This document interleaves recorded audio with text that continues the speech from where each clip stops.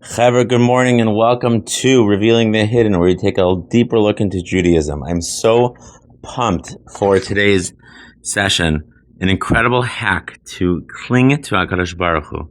There are mitzvahs that we do where we cling to Hashem through our mouth. There are the ones with our eyes. There are ones with our heart even. There's a unique mitzvah that you can cling to Hashem with your entire body, and it comes from an incredibly unexpected place, an incredibly physical, what would seem to be a lowly act, and that would be a push-up or a jog or a squat, and your whole body is clinging to God. Let's dive in for a second. First, I want to give a shout out to my good friend Rabbi Gavriel Jacknin, who has a Getting Healthier WhatsApp group that he got me involved in, which has given me so much chizuk to get involved with getting back in shape.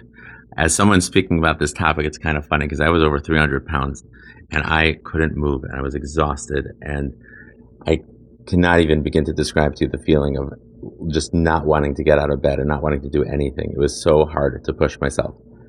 And getting into exercise and health has been life-changing for me. And I am building. I've already taken off about 40 pounds and I'm really excited. And I just can barely begin to tell you how life-changing, how much more energy, how much more life and vitality I have in me. If nothing else, from a simple derech hateva, from a natural standpoint, it's worth it because you're like, oh, I could do more mitzvahs. I'm more focused, I'm more alert, I can be a better dad, I can be a better friend, and that's true. But there's something deeper, and this was really uplifting for me, and I learned it from Gavriel, from a book that Rabbi Jacknin, from a book that he gave me from a Rabbi Michael Kaufman, and the name of the book is called Am I My Body's Keeper? So here's the deal. There's a story in here that I'm going to read to you, and then we're going to look from there and try to take a new perspective. Here we go. For about 2 years, says Rabbi Michael Kaufman, for about 2 years I was fortunate to learn with the Maggid, as in Rav Shalom Shvadron, the Yerushalmi Maggid. Every morning at 4 a.m., the daily session of study was a glimpse into a great Torah mind. During this period, I enjoyed jogging in the hills surrounding Yerushalayim. Armed with a then popular electronic tape player called a Walkman, which contained recordings of Shiurim and Gemara, I would run for an hour, simultaneously exercising my body and nourishing my soul. Like other athletic activities, running for exercise is acceptable in its proper setting.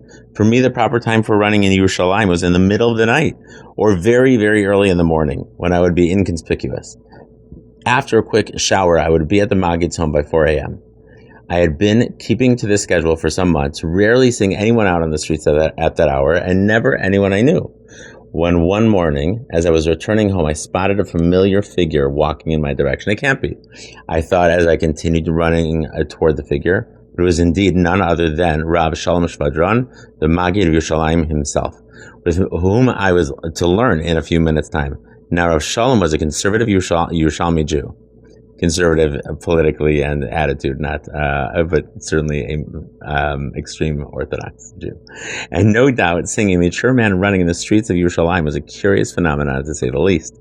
The fact that the runner was someone with whom he had a daily kvius, a fixed time of Torah learning, made it even more remarkable. Moshe Michael, I said to myself, you have inadvertently provided the Maggid with some juicy material for one of his new drushos. Following a bracing shower, I took my Gemara and apprehensively made my way through the narrow lanes of Shari Chesed to the home of the Maggid. I knocked lightly and Rav Shalom opened the door and led the way inside. Rav Shalom lived in a tiny two-room apartment that lacked some of the basic amenities that people took for granted. What it did not lack was books. The modest main room was lined floor to ceiling with books. Rav Shalom devoted his days to copying and publishing the writings of his renowned grandfather, after whom he was named, the Maharsham. From 1835 he lived till 1911. I sat down at the table opposite him and opened my Gemara, steeling myself for the inevitable reproach about my running through the streets. How could I run in public like this? He said nothing for what seemed a long time, and then he asked me, did you remember to say Hineni Muchan? What? I was taken aback. Hineni Muchan, I am prepared? That is the formulaic text that begins the intent recited prior to performing certain mitzvos. Hineni Muchan what? I asked, puzzled. Hineni Muchan Mzuman L'Kai Mitzvahs Deoraisa. Behold, I am ready to fulfill the mitzvah, and you shall take very good care of your bodies. He replied, did you remember to say it before running? Rav Shvadron smiled. You are running? Here he thought he'd be embarrassed, but he was just told he should say, Hineni Muchan. This is a mitzvah. You're running in order to maintain your health, which is admirable. Our purpose in life is to serve our Creator, the Borei Olam. And we do so only if we are healthy and our bodies are in good order. Chazal taught regarding the pasuk, who know God in all your ways, even what you do to care for your body, all should be performed to serve your Creator or bring about such service. When you run, you perform a mitzvah. Rosh Vajran told me that his doctor directed him to exercise regularly and frequently, especially since his day-long occupation, sitting and learning Torah and editing the Torah Chidushim of his grandfather, the Marsham, was totally sedentary activities. Therefore, after every half hour of Shvadron would get up and walk across his room several times. Since his walk was exercise and he was exercising to be healthy and strong in order to serve Hashem, Rav Shalom never failed to recite the preparatory Hineni Muchan prayer of Kavana each time he rose to take his exercise break.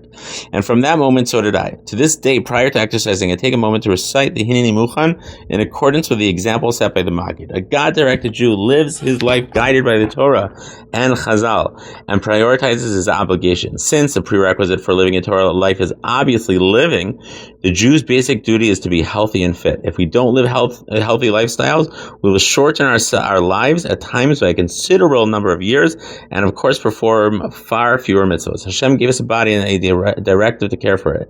And you shall take very good care of your bodies. Regrettably, however, many who are normally punctilious to keep all the mitzvahs, kala kechamura l'mahadrin, blithely avert their eyes from a mandate to take care of our health. Okay. And this here, he says, the Shulchan Aruch, he says, the Mishnah Berurah underscores the fundamental importance and rationale of health and physical fitness in a brief, all-encompassing halacha. It is a mitzvah to conduct yourself in a sound manner to protect your health so that you will be healthy and strong in order to serve your Creator. Succinct and to the point, the Mishnah Berurah paraphrases the Rambam, who, as both a rabbi and physician, strongly advocated preventative medicine 800 years earlier. Okay. Sorry for that little dip in the conversation before. Here we go. So now is what I want to talk about a little bit more deeply. Take this mitzvah and just think about it. Every mitzvah, the word mitzvah comes from the word sav, which means to bind. The root of tzitzis is also like this, to twirl, to twist two things together, and you're binding yourself to God with every mitzvah.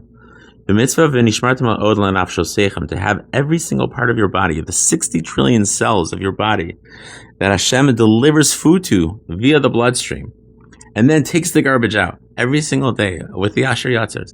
Hashem commanded you to protect that kli. And I'm speaking to myself as someone who, shame on me, for so long didn't work on this. And I've noticed every single day of my putting the effort in has changed my avodas Hashem, and everything else is happening. So it's a hechi timsa, a hechsher mitzvah, a way to do other mitzvahs greater. But with the change here, and this is what Rabbi Jacknin got me onto, is that the change here is that doing this itself is a mitzvah. You're clinging to Hashem in the mitzvah itself. It's mamish. It's the words of the Torah, and Hashem tells you to do it. And so when you're running on your treadmill, you can feel close to Hashem. When you're eating healthier, you can feel close to Hashem. What an amazing thing that all day long, if you are being more focused on your health, you can be constantly jumping in and out of dveikus b'Hashem through this. And I challenge everyone to think about this and to find a way in your life to utilize this. First of all, to just work a little bit harder. We can always step it up a little bit, and this can happen at any age, in any situation.